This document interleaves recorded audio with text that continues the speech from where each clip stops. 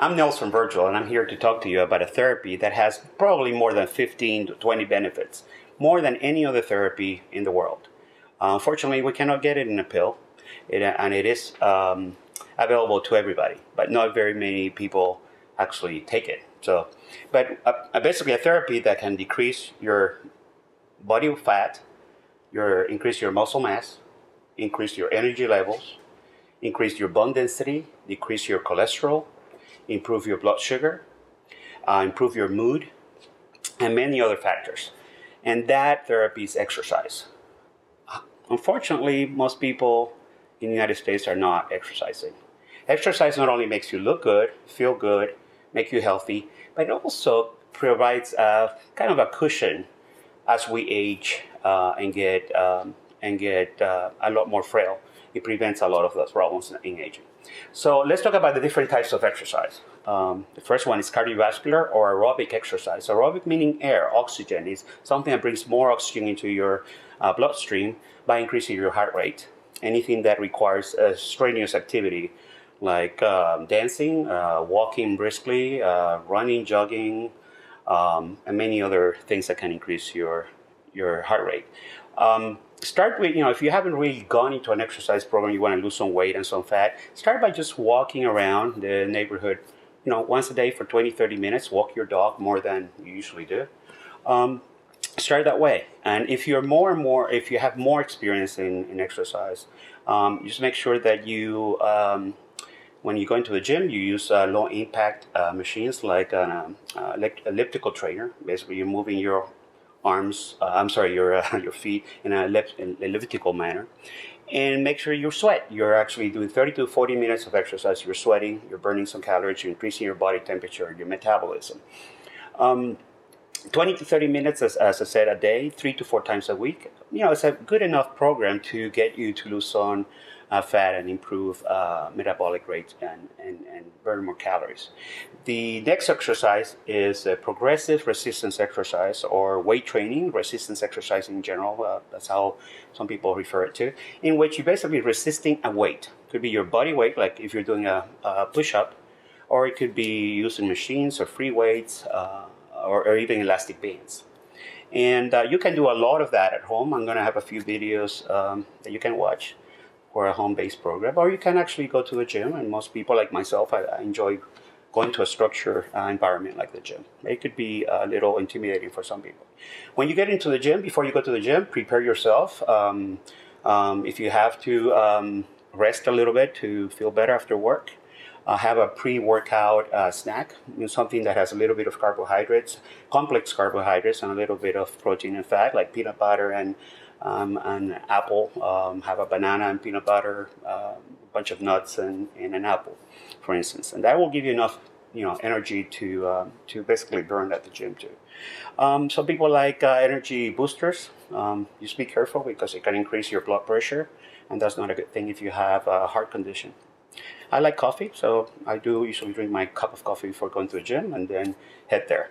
Once you go to the gym, make sure you concentrate on a few things. Concentrate on compound exercises of the major muscle groups. Compound exercise is something like, for instance, a bench press. You're bench pressing with a dumbbell or a bar or machine, and you're working out your arms, biceps, a little bit of triceps, shoulders, and your chest. One single exercise is doing all that for you. So you concentrate on that while your energy is at its highest. Some people like to warm up in a treadmill or an elliptical trainer beforehand. If a warm up meaning just 5 to 10 minutes, I really believe cardiovascular exercise should be done, if you're going to do it together, should be done after weight training, not before. You need to maximize your energy at weight training.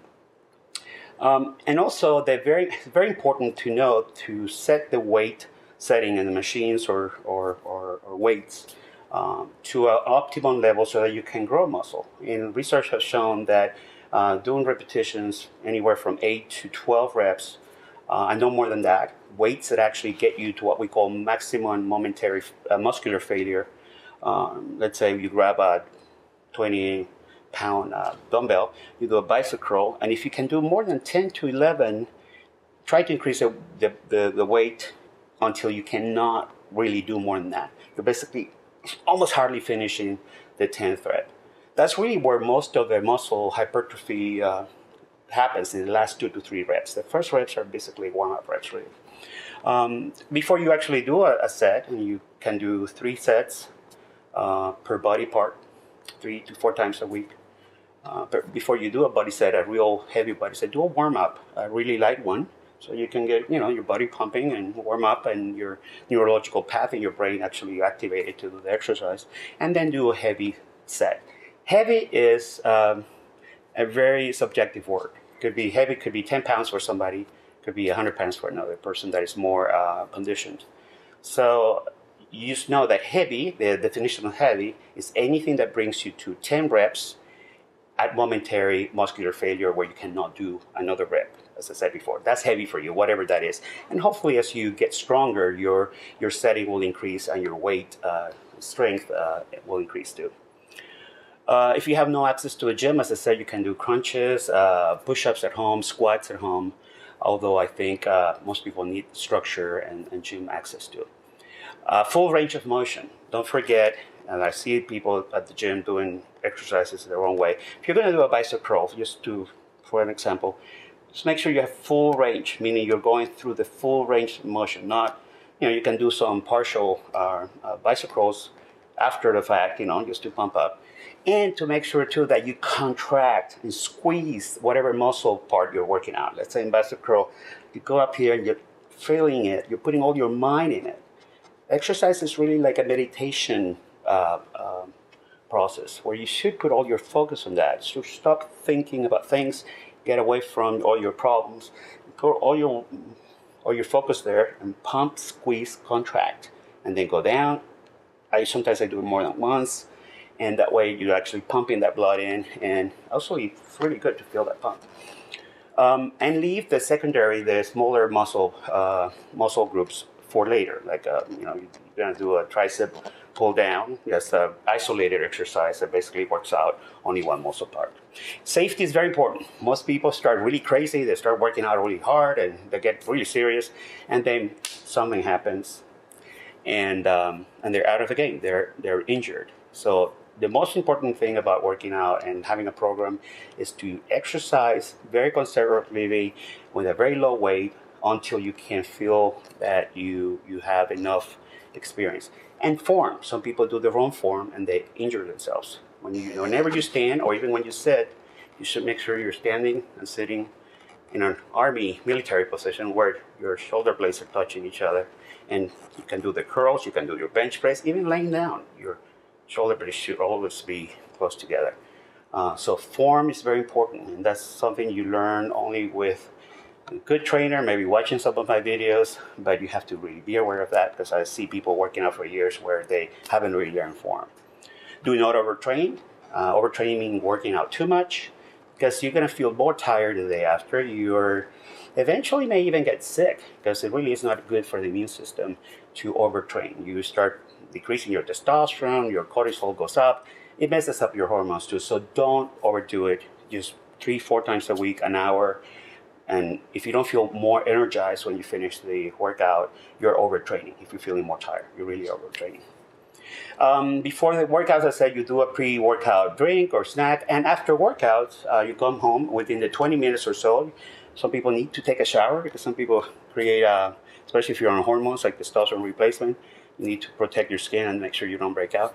And have a post-workout meal, snack, or a shake. If you are not lactose intolerant, you can have whey protein. I usually just have a snack with even a tuna sandwich or a chicken sandwich, something quickly within the 20 to 40 minutes after your workouts. That's really when you're requiring that much more nutrients for your glycogen intake. And you can find a lot of this information with more details in my 3 books, Built to Survive, Testosterone, A Man's Guide, and Shortcut to Shape, and at my website, nelsonvergel.com. And please stay tuned, because I'm going to have a few videos showing nutritional advice, supplement advice, and exercises of different types. So thank you very much for joining me, and I'll see you in the next one.